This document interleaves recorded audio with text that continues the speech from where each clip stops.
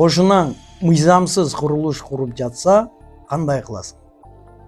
Мыйзам боюнча мыйзамсыз курулуштардын ар кандай категориялары бар. Ошондуктан эгерде сиздин ошол участкаңызга, огородуңузга кирип кетсе, же болбосо үй бийиктигин жогору кылып жатса, буга тиешелүү мыйзамдар бар.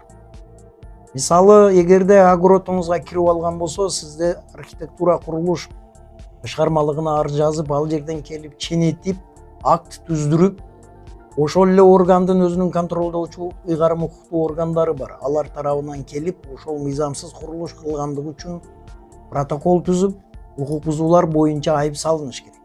Андан кийин эгерде бүтпөсө, эгерде бузбаса, анда сиз сот аркылуу буздуруу жөнүндө өз эсебинен буздуруу жөнүндө сотко кайрылсаңыз болот. Демек, бардыгын аныктатмайын, акты түзүрүп жасатмайын, өз эркинче буздуруу сизге көп түйшүк алып келиши мүмкүн.